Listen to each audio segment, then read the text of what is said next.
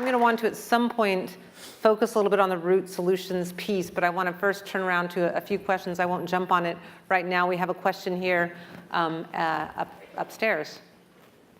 Hi, Nico Jenkins from East Blue Hill, just down the street. My neighbor. I really appreciate the discussion that's been happening today.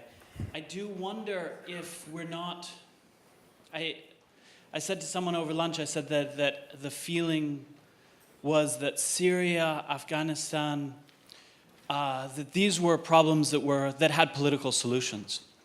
The larger question, which Ms. Bilak, the ambassador, both mentioned as well, are perhaps climate change, and even further that these are a symptom of almost the exhaustion of Enlightenment principles, the European project of human rights. And it speaks to the speaker last night as well, talked about care ethics replacing the traditional human rights, that care ethics regarding relationship and, more importantly, response are critical to these issues, learning to respond to them and not to turn away. And as I said, a political solution seems possible, if unlikely, for Syria.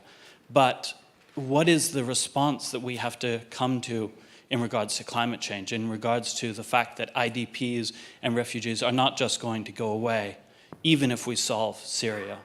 Thank you. Alexandra, I'm going to turn to you on that question, if you can start us off there. I mean, like I said, it's the question that we've been grappling with in our daily work. But I think for me, the answer is like I said, to recognize that the crisis that we're seeing today is very much the end point of a long trajectory, an accumulation of stressors on people's lives that include, that include weather-related and environmental factors that are only going to become worse with the effects of climate change in the future. That includes political instability. I think that really is the key word here. We're looking at countries with very weak coping capacity, little political will to actually address the root causes of the displacement that we're seeing.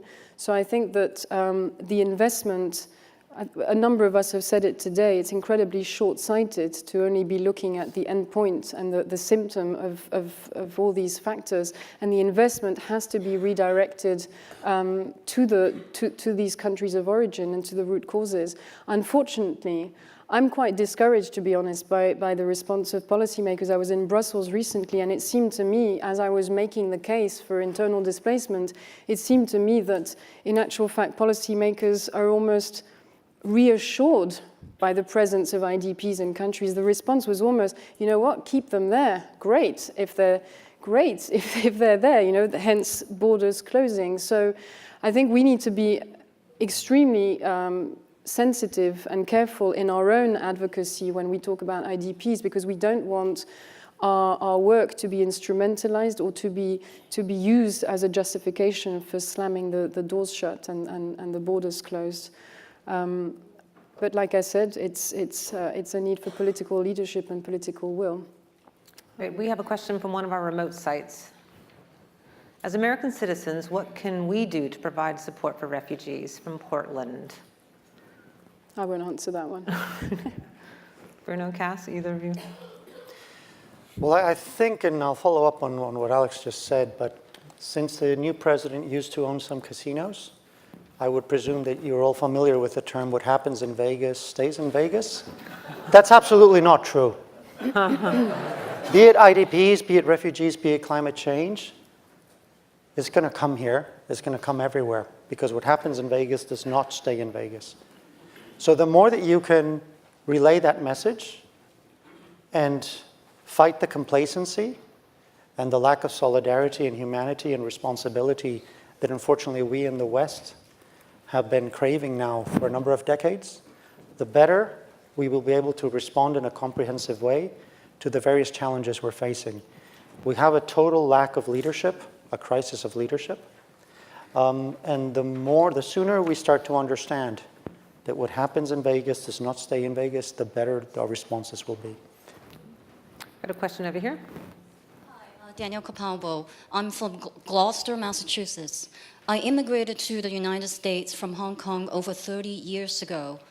I am struck by the curious absence of any mentions of the more established countries in the Far East in the context of the refugee solution. Could you comment on that?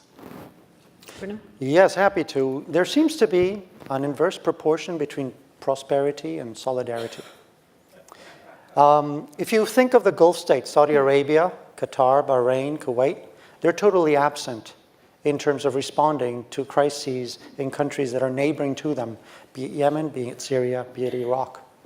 They have all the money in the world that they're willing to spend in soccer teams, but they're not willing to spend it on IDPs or refugees and taking them into their own pretty well-off societies. And unfortunately, pretty much the same is happening with Japan and with South Korea. They have been absent from these debates. They have not played the global role that presumably they would like to play on so many other aspects of global governance. So certainly we need to look further. It's not only the United States and Canada and the EU that have to step up, but also, and most importantly here, Russia. Russia, after all, in abetting Bashar al-Assad, in abetting the attacks against civilians, has basically been the country that has most enabled the catastrophe that Syria is today. And so they should also be called to account in terms of responding to this. And instead of countries basically trying to curry favor with Russia, tell them you are in part responsible for this crisis, you also have to be part of the solution. Can I, Kaz, can I ask you a question? I'll turn to the audience in a minute, but we've heard such compelling cases for the need to engage and such compelling cases for both from an engaging in country, but also for dealing with the refugee crises. What would the far-right response be to these cases? What would they say to us if they were at this conference and explain why they don't agree with all of us who are so unanimous in the need to focus? Well, the more strategic ones would say, we have to take care of them in the region. They don't really want to come here. They're better off there. It's their culture, et cetera, et cetera. And then, of course, they also want to limit humanitarian aid and other things, right? Other ones will just say that they're not refugees. Like Viktor Orban, Prime Minister of Hungary, for example, doesn't consider anyone a refugee that comes in because they say, well, they were already safe when they came to whatever country it is, mostly Turkey. And so after that, they become a migrant every next step. They're a migrant, and we have no responsibility towards migrants. But if I can just jump on the question earlier, what can we do for refugees? Because that's about the incentive structure. And the problem is not so much the radical right. The radical right believes in what they believe. And we're not going to change them by saying that diversity is good because they just don't believe that. But they're small. In most cases, they're small. They get power because they push others. And the reason why they can push others, mainstream right, but also mainstream left, is because the other side doesn't push back, right? What we have seen in the refugee crisis is a lot of protest against refugees coming in. But we saw hundreds of thousands of people in Greece and in Budapest and in Munich and in Vienna come out and share their time and their resources to help them. But they didn't get a voice, right? The voice of the people was the voice of xenophobia. You have to change the incentive structure. In my town, Athens, Georgia, right, which is a liberal bubble in a deep red state, right?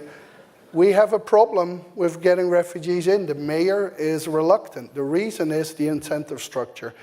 The US agency that deals with it will pay some money, but it's for a very short period of time. And research shows that actually most refugees need a longer period of time before they can be self-sustaining, right? And so what does that mean? For 2-3 years, it is the community that has to pay for it. Now, Athens is incredibly poor, and so they don't want to do that. Citizens can do that. Right? Citizens can actually pay for certain things, can help, and as a consequence, create an infrastructure in which it's no longer a financial burden to do the right thing, right? And so if the government doesn't do that, clearly they don't, right? Then citizens can do that, and localities can do that. And so that's the type of, like in Canada, you have the citizen-sponsored refugee program. You can't do that probably through a Trump administration, but you can do that indirectly by helping integrate refugees. Let's go to the question up here. Hi, good afternoon. My name is Mirna Velázquez, and I'm originally from El Salvador. Thank you so much to the organizers for this conference and each one of you for attending it. On January 16, the government commemorated the 25th anniversary of the peace agreement. Those were signed with the assistance of the United Nations. As of today, that means nothing because my people are bleeding. I'm not here to ask you a question. I'm here to beg you, to plead you, to speak up for us because my folks are forgotten. They are the voiceless. They keep coming through the border, and we are seen as exotic people, people who came here to steal things, to people who are criminals, and that's not true. There are so many people who come here fleeing because they are being killed by gang members. I do thank you for your presentation, Mr. Steño. I'm here with two friends, these two women, wonderful. They are attorneys, and we went to the South last year to volunteer at the detention centers. And it's very sad to hear those stories, women and children being forced to flee and all the things that they have to suffer to reach the border. I hear a lot of conversation about the Middle East, Afghanistan. I do love my brothers and sisters, but today I just want to be a Salvadorian woman to ask you to please speak up for us because we need you. Thanks.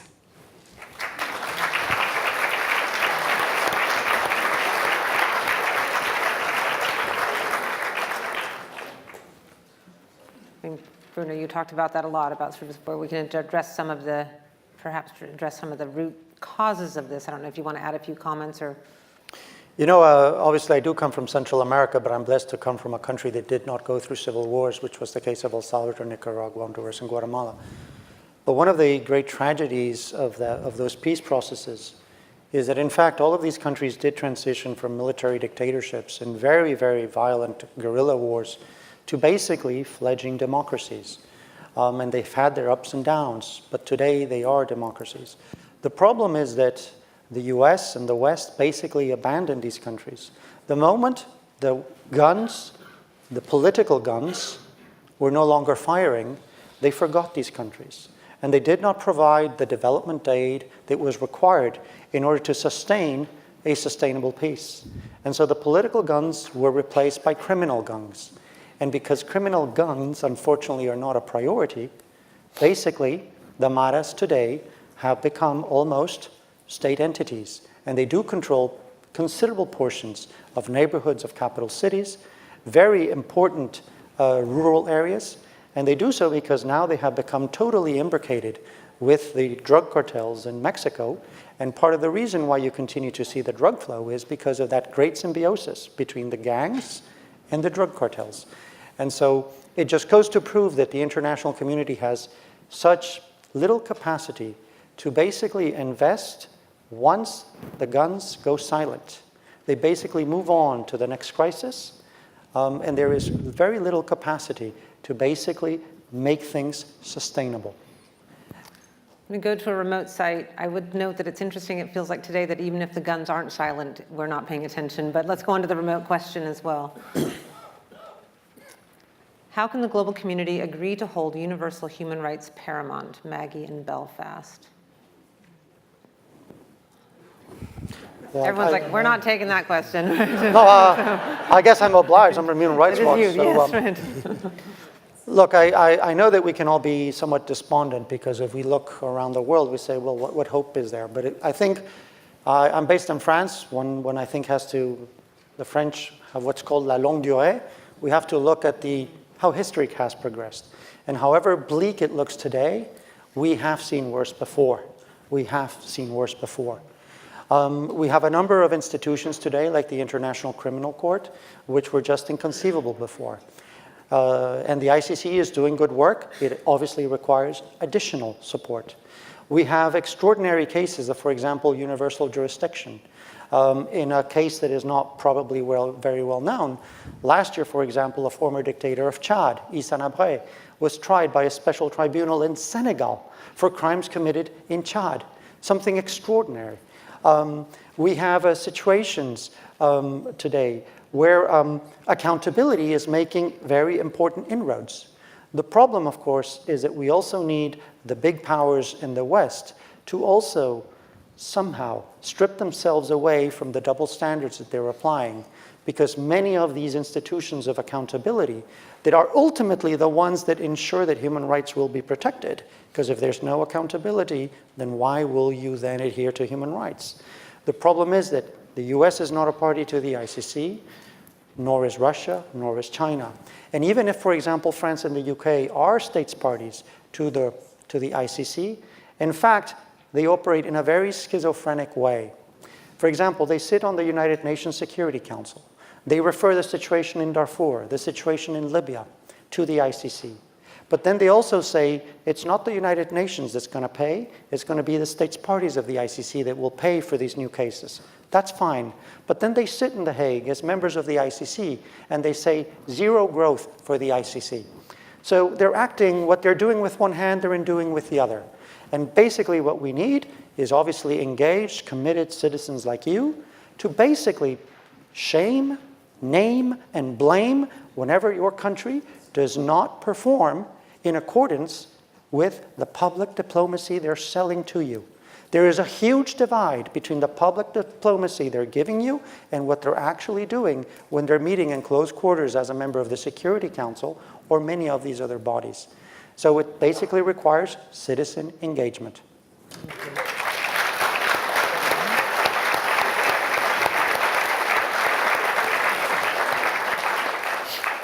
Hi, Charlie Graham of Camden. About 36 years ago, I was involved in a program to try to help the boat people of Southeast Asia come to the United States. At that time, the United States had an integrated program with the government providing certain support, and many nonprofit organizations throughout the Midwest, where I was living at the time, working to help bring these people to the United States with a combination of private sponsorships, which I was in charge of developing through churches in the Chicago area, and supported by the government subsidies to help these people get based. To my understanding, it was tremendously successful, and that it didn't require tremendous amounts of money. There are probably differences between today's crisis and that one, but I'm just wondering, hearing about the billions spent on keeping refugees out, if some grown-up couldn't take a look at how this could be, these funds couldn't be used for a more positive result. Do any of you have thoughts on that? Cass, do you want to sort of like your previous answer a little bit about volunteerism and? Yeah, I mean, I think that this has been pretty much noted by almost every speaker, right? That we just spent enormous amounts of money on keeping people out who, in the end, in smaller numbers, still come in anyway, and take away the resource from other things. I think one of the reasons why this is possible is because we have a pretty bad public debate. And I think what Bruno said as well, like, citizens have to follow up, and media as well. Media will follow up on when a deal is being made. But once that deal is made, right, then they kind of stop and are no longer that interested in whether it actually works. Because one of the problems that we have is that people do believe that you can have closed borders. And to a certain extent, that is being presented by politicians. And so they think that there is a way out. once it is clear that there is no way out, that even if you have relatively close borders, it comes with an incredible humanitarian price, as well as a financial price, right? And set that against a plan of spending less of that money actually in integrating people and regulating them getting into it, I think that will sell better. But you first have to establish kind of a level playing field. At the moment, we're fighting an illusion of closed borders without any price except of some money, right? Which is an illusion. But it sounds very attractive to a lot of people, and so attractive that they're not open to looking for alternatives. Got a question up here? Yep. Thank you very much, and good afternoon. My name is Dylan Fernandez, and I'm a student at Thomas College. And I am going to be taking on the task of molding young minds fairly soon, so I need to make sure I do this right. There's no doubt that multiculturalism and diversity is not taught enough in the public school systems. But mostly I'd like to explore the relationship between empathy and fear. If you guys could just provide some examples of how the fear mechanisms have been placed in society and how we could change the forefront of fear back to the light of empathy. Thank you.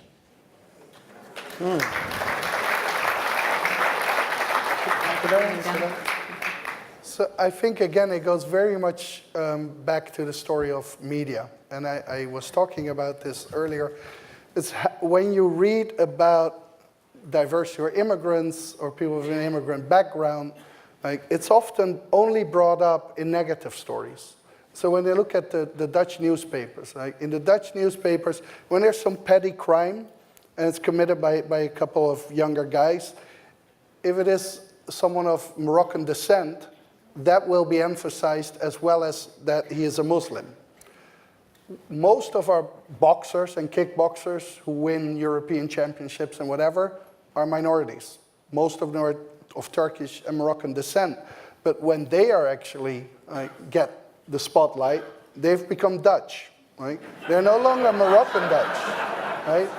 And they're no longer Muslim, even though if you talk to them, they will say it is my faith that has actually kept me disciplined, et cetera, right? And so if you, by and large, only hear negative stories about diversity and about others, you get that. And we have two very perverse stories. We have the one, as we saw the picture, like every so often there is a dramatic picture of mostly a child that has died or is in shock. That's also a depersonalized other. Right? It doesn't really have a story. It doesn't even have a name, an empathy in it. And then you have all the negative stories. If we would actually be consistent, either never mention the background or always mention the background, I think we're already at a much better place. Let's take a question from a remote site. How can the international community prevent crises that cause refugee flows? What happened to the responsibility to protect? Camden, Luis. Is that for me? Go ahead. Well, I was just sitting here thinking about that previous question. I think that it's linked to that, is how can we make human rights universal again, and you know, how can we push back to states and make them take their responsibility to protect, especially if we're looking at internal displacement where states are responsible to protect. And I think, I mean, not to be pessimistic completely, but I think that the human rights argument, the protection argument has to a large extent failed, sadly. And we're seeing even with ourselves that we're adjusting our language so that we can start attracting or convincing those people who need to be convinced. To give you an example, we've talked a little bit about the need to bridge the humanitarian to development gap. That's meant for us working mostly on the humanitarian side, you know, trying to bring in the World Bank, for example, into and other development actors into the discourse and convincing them that they've also got a role to play in finding solutions.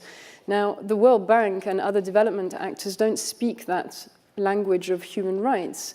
They're more interested in the political economy of the issue, in the incentive structures. And I think that that's Of course, human rights needs to remain the overarching, and protection needs to remain the overarching framework within which the philosophy within which we're all working. But I think making the case and finding those positive arguments and that evidence base that can convince of the potential positive outcomes and impacts of refugee flows, but also of the negative consequences of unresolved internal displacement from an economic, a financial, or even a security perspective, may be the way forward. There have been efforts there are efforts, significant efforts to put together an evidence base on the positive impacts that refugees can have on local economies, the roles that they can play within those local economies. There's less so on the IDP side, but I think building on that and then advertising that evidence, translating it into simple terms, making it available to those journalists who tend to kind of skew the picture a little bit, and teaching that in schools, I think is really the only way forward. Okay, let's go to the question here. Hello, my name is Jonah Eaton. I'm from Philadelphia, Pennsylvania. I'm a staff attorney at a refugee resettlement agency there, and in my spare time I teach asylum law and policy at the University of Pennsylvania Law School. So my question is going to be a little wonkish. We've heard described today both the Germany's deal with Turkey and the Obama administration's deal with Mexico. And I think there are some parallels between both of those. So I'd be interested in hearing sort of a comparison and contrast. Also, because my understanding is both deals, especially the Obama deal, I think at this point, are in quite a bit of trouble. And what sort of the replacement regimes or what comes after that might look like. Thank you. Who's best positioned? Bring up some of our earlier speakers. Yeah, well, frankly, on the EU-Turkey deal, you have the best person sitting here on the first. This is Gerald, who played a very important role in crafting that deal. And I know that in my presentation, when I was talking about externalization, in many ways, I might have created the impression that all of the externalization efforts resemble each other. There are important differences, however.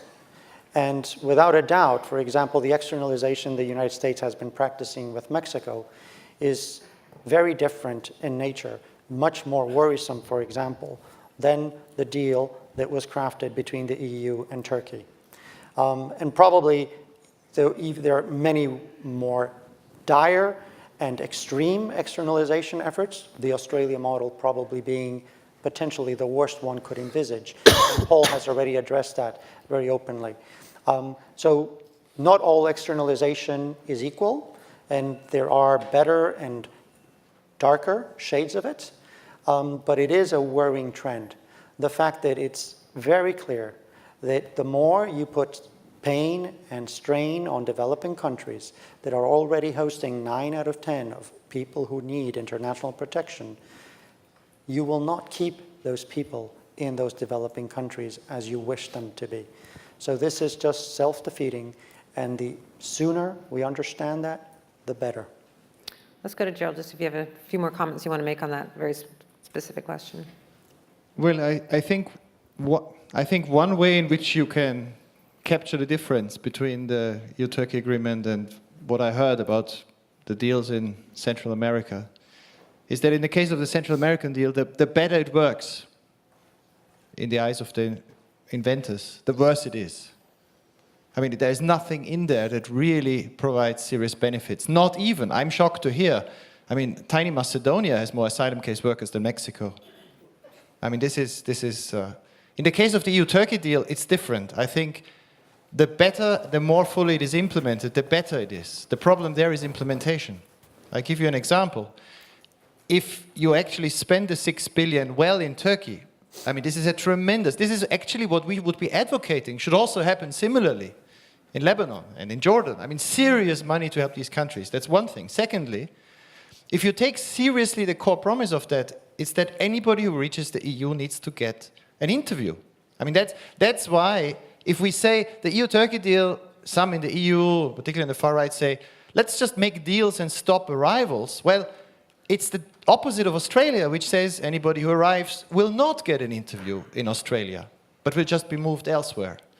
Now, this is different in this agreement. So the challenge is to have credible asylum services and fast interviews in Greece. I advocate the same should happen in southern Italy.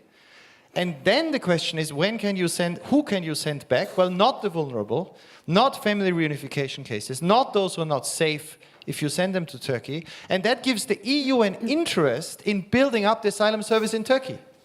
So that is a very different dynamic. But what is true is that I think if we want, and we heard it in terms of the arguments to policymakers, we need to present policy proposals that appeal also to interests. Now, I tend to think that empathy is part of our interest because it's of who we are.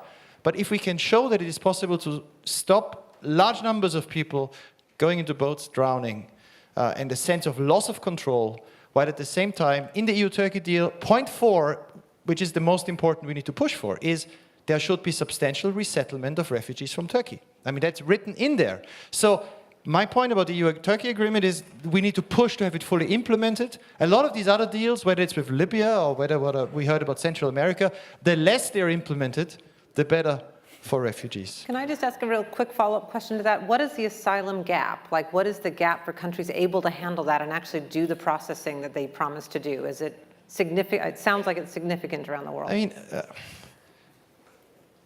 I had this debate over lunch with some students. I think the key, and you will know that if you're an expert on asylum law, but also the practice.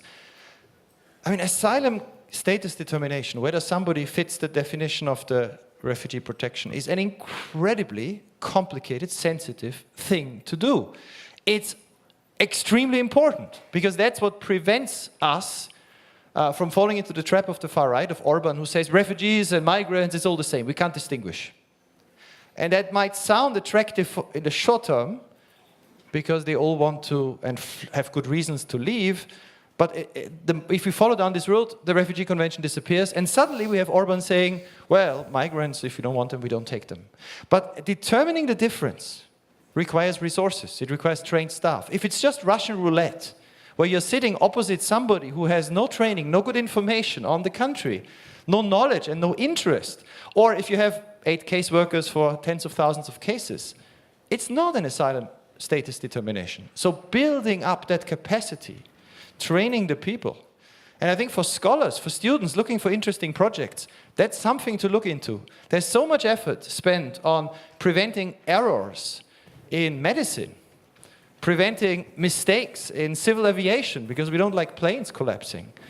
But in the case of an asylum status determination, if people get it wrong, if people are tired because they have too many cases to look at in a day, if people don't have any information what's happening in northern Nigeria, so they just decide, well, this guy or this woman we just sent back, you know, lives are at stake too. So one of the core issues for all of us is making sure asylum status determination is credibly resourced, and that means in Europe, and in Greece in particular, it has to be European. I mean, a small country like Greece will not be able, with its tiny asylum service of 200 caseworkers, to handle even a much reduced number. So that's one of the frontiers of preserving the Refugee Convention. Let's go to, we have another remote site question. How will climate change affect migration? Tom from Portland. I'm happy to answer that one. Alexandra, that is yours. So there was one slide actually that I skipped that shows that the majority of all the disaster-related displacement that we record year on year is actually caused by weather-related hazards, so storms, floods, hurricanes. And one of the arguments that we keep making is to say that that type of displacement, those types of disasters, are only going to become worse with the effects of climate change, and as climate change increases the variability and the intensity of these weather patterns. So I think it's quite safe to say that climate change will significantly affect migration. Now, how it affects it is another question. I raised the issue of drought, sea level rise, desertification, etc. Those very slow processes of environmental change that are gradually and over time pushing people to make decisions as well. whether that's migration or displacement, however we end up calling it, we are looking at movements of people in the future. I mean, if you look at small island developing states in the Pacific that are literally under threat of total disappearance, you are looking at permanent displacement, potential permanent displacement in the future. Now, those people will have to go somewhere. So it's hard to tell. There are a lot of bogus figures out there, you know, a lot of doomsday scenarios that have been published here and there, you know, mentioning hundreds of millions of people will become displaced by climate change in the future. So it's hard to quantify this. It's hard to make accurate predictions, but it's certainly possible to project into the future and to consider that climate change will be one of the determining drivers of the weather, the changing weather patterns, but also some of the conflict dynamics that we're seeing. I mean, if we just look at, you know, Boko Haram in Nigeria, and then a number of other conflict dynamics in the Sahel, in the Horn of Africa, it's obvious that these factors are going to start playing an even more important role in the future. Let's go here. And sorry, can I just finish on that point? Yeah. And for me, that is the ultimate argument for long-term investment. It's actually surprising. It's actually quite upsetting to consider that policymakers. Actually, we had a conversation in Brussels about this. The policymakers and the decision makers in Brussels, who we spoke to, actually said to us, "We're very sorry to tell you, but right now all our resources are going into the Syria response and the refugee response, and we will not invest in longer-term disaster risk reduction, preparedness, sustainable development. We just won't do it." Those are the choices that policymakers are making at the moment, and we need to kind of shift that. Not to say, you know, divert all the funds away from humanitarian action, of course not. But it's not a sustainable, it's not a strategic, it's not a tactical approach. Okay. Paul James from Melbourne, Australia. And in response to Gerald, and a very articulate defence of what I think is the completely indefensible, I think that it's not any different from the Australian case. I think it was a case of a well-meaning person, and I think of Kevin Rudd as I say this, a well-meaning person who found himself, in his case, bound by right-wing and other kinds of anti-refugee responses, finding a way of buying an external way out of a problem. If I was to think about the way in which one would do it, it would not be to present this as a good case, but to present it as a necessary evil under circumstances where we do not have sufficient global recognition of the refugee and migrant problem and the issues associated with internally displaced people. Because what will happen after the $3 billion is spent?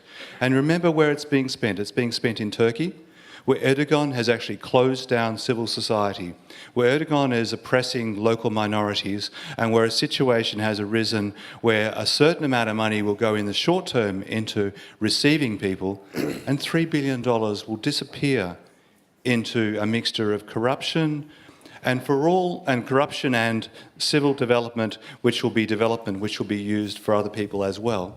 And in that process, what we'll see is that good, civil, well-administered reception processes, and they are, in Australia, they are well-administered civil reception processes. It's not the case they don't get received.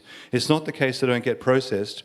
It's the case that they are interned for their natural lives. So your criticism of the Australian situation, and particularly Bruno's, is so well taken. It is an embarrassment which is done very civilly and very well. And I feel equally ashamed that Germany finds itself having to do the same thing. Back here. Bob Lawrence from Rockport. There's been a trade-off of sovereignty versus global interests since the foundation of the United Nations and granting the veto power to the 5 permanent members of the Security Council. We are an American audience, and I fear that our international guests have been too polite with us. How do we resist American exceptionalism? I'm going to give this one to you, Cass.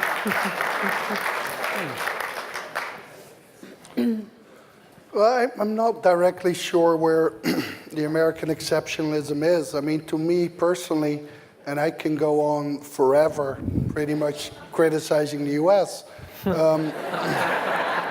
but to a large extent, the US does what other countries would love to do if they had the power, right? I mean, most of the smaller countries that comply by rules because the alternative is much worse, because they're too small to survive outside of it. The US doesn't have that. I think one of the major problems, particularly with regard to refugees of the US, is to a certain extent that they're too far away from some of the major crises, and as a consequence, they perceive it different. I'm ignoring the fact that obviously your media coverage of anything outside of the US is like dismal. And so there's very little interest in it.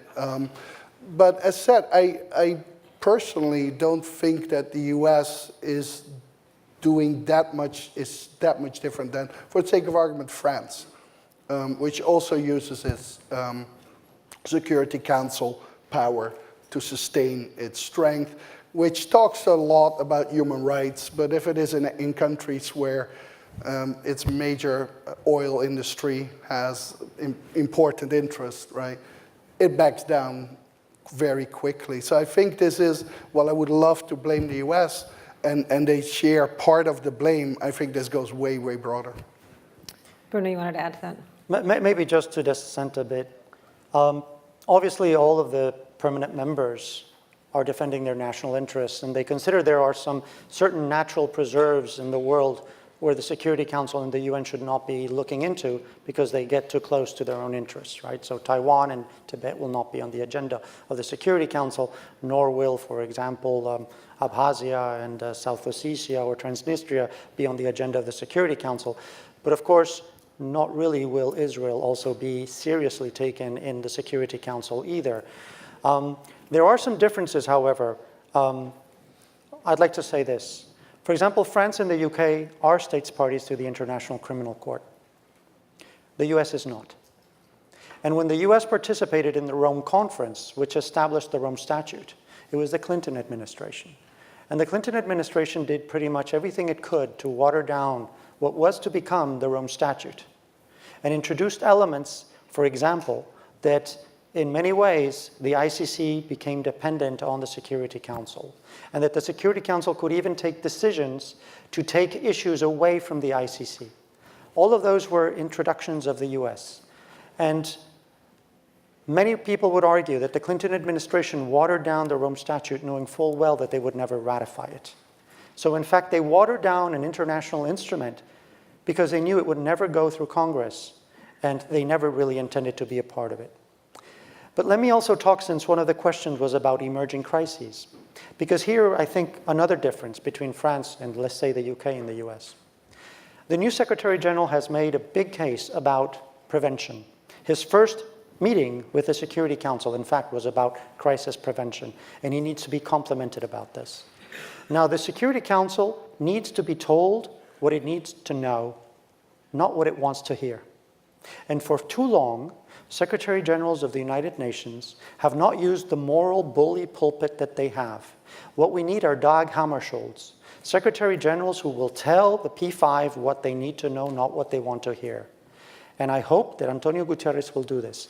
But the reason why I make a difference between the US, the UK, and France is because there was a mechanism known as horizon scanning, which provided the UN Secretariat the possibility to come to the Security Council and tell them, guys, we're looking into this issue, it doesn't look good, if you don't put attention on it, it's going to become a major crisis.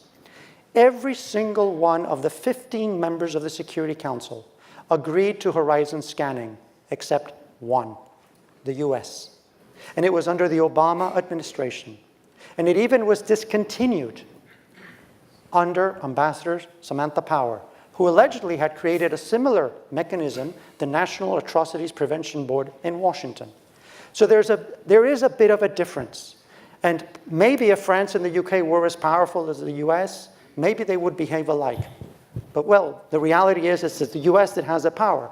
And if it really wants to claim its rightful role as leader of the free world, then it must do so with less double standards and more often agree to those good, global goods that we all need. And it hasn't done enough to tackle all of the global goods we really need. Got a lot of backup going on here on the vocal context. Come up.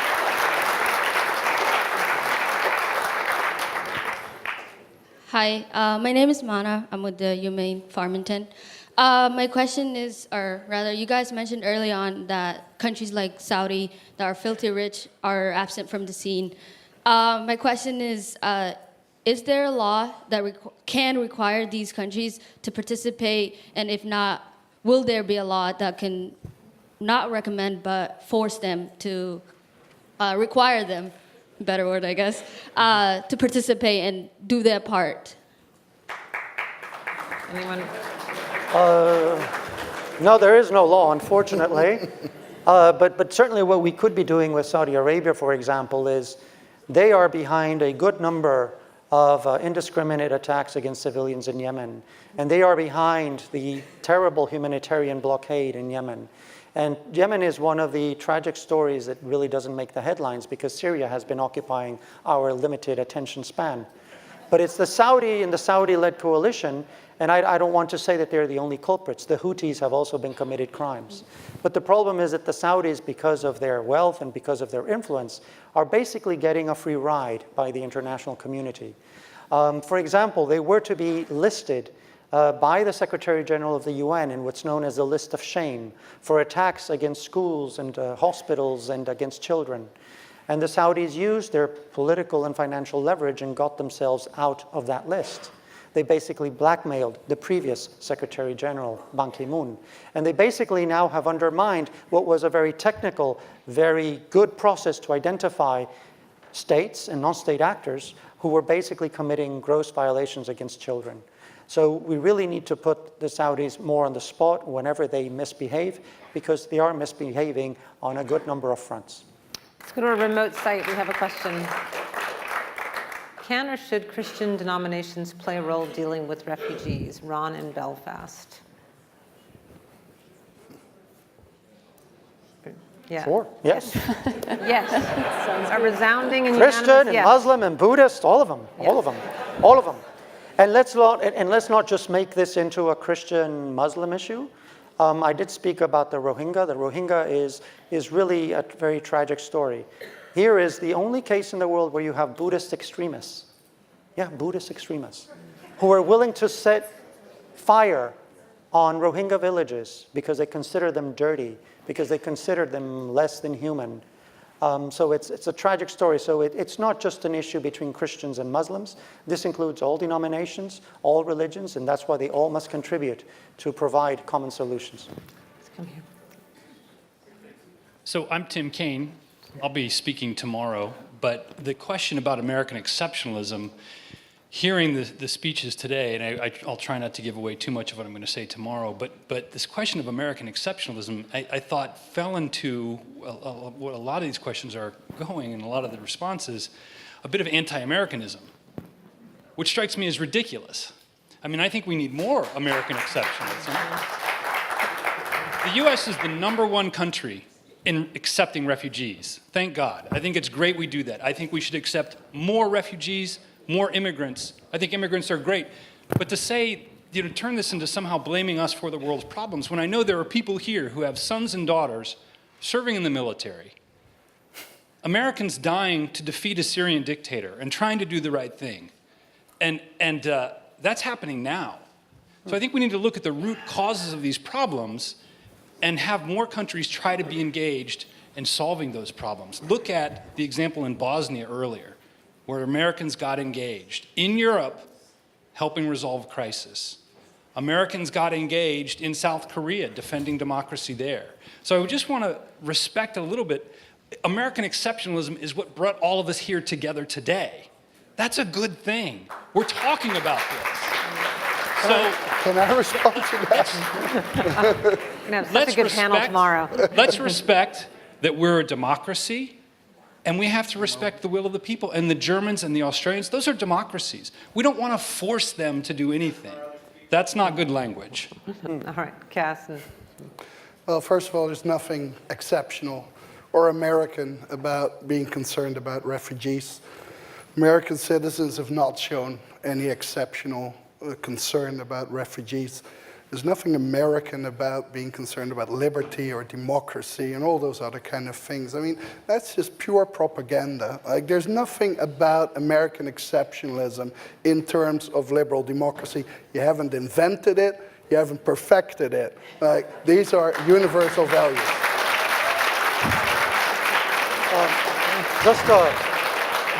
Just maybe a factual correction. The U.S. is not fighting in Libya against Bashar al-Assad. Not one single U.S. serviceman has died against Bashar al-Assad. Huh? In Syria. Yeah, in Syria. They're fighting ISIS, not Bashar al-Assad. You said Libya earlier. Oh, Libya. Oh, sorry. No, we'll go up here. Here? I'm sorry, up first, and then we'll come down. Sorry, I'm not being as clear. You first. Okay. So kind of looking more ahead to the future now, I'm wondering, in these nations where all the internally displaced people and refugees are coming from, what sort of institutions can be held to be put in place in those areas to help them develop, and how can they be sustainable when a lot of the causes have been institutionalized into regular life themselves? Thanks. Great question. Alexandra, do you want to take a shot at it? Yeah, I mean, one of the things that I didn't mention in my presentation, and it would have been quite fitting given the fact that I did focus predominantly on Africa, is that there is such a thing as a normative framework in Africa called the Kampala Convention that a number of African countries have adopted, have ratified, that actually sets down a certain number of steps that African governments can take and should take to address the issue of internal displacement in their countries. Now, that can be done in a number of different ways. It can be done by developing IDP-specific policies and strategies at the national level, or it can be done by including displacement or internal displacement-specific provisions in existing laws and existing development plans from the national to the local level. That's something that my organization, IDMC, has been very much pushing for. We were actually involved even in the actual development of the Kampala Convention and its adoption. Now, the problem, because there is always a problem, is that the convention and the normative frameworks are, hit stumbling blocks when it comes to implementation. And this is where we see the same old issues coming up of political will and leadership, but also in the case of many sub-Saharan African countries, just financial resources to actually feed back into that process and actually make it truly relevant. So I would say that, of course, institution building should be the number one priority with sufficient budget resources to actually accompany that process. But as far as I'm aware, there's very little support and investment from the international community to support that process. And if it's not really coming from the countries themselves, anyway, I'm sorry to end on a negative note. Out of time. I want to give one last question just because, so the final question for today. Joanne Bander, Miami and Sprucehead. Syria has kept coming up on many levels, and I would like to hear from whomever of the panels and those who've come before want to comment what you feel the U.S. role should be at this point in Syria against all of the issues all the problems there. Bruno, do you want to give it a... I'm turning you, your mic. Wow, so yeah, that's of course you've changed president, so that changes a bit the equation. But maybe just a slight reminder, under the Obama administration, the main concern was chemical weapons. He drew the red line, the chemical weapons were used, and nothing happened. And most of the interest by the West in what was happening in Syria, and especially if you look at the Security Council, had to do with chemical weapons and terrorism. The humanitarian plight, the civilian plight was not brought to the attention of the Security Council by any of the P5. It was brought by small nations, by Jordan, by Luxembourg, joined by Australia. Those are the countries that cared about the civilians. They brought it square center to the attention of the Security Council. Recently, just last December, there was an amazing, amazing resolution. I'm sounding like Trump, amazing, amazing. Resolution done by a really, really, really small country. Liechtenstein, listen to this, Liechtenstein. With all of the atrocities that have been committed in Syria, we at Human Rights Watch and many of our partners, we were looking for a mechanism to somehow establish some degree of accountability, if not now, at least in the future, for these extreme violations that have been happening in Syria, committed by all sides. We tried at the Security Council. None were willing.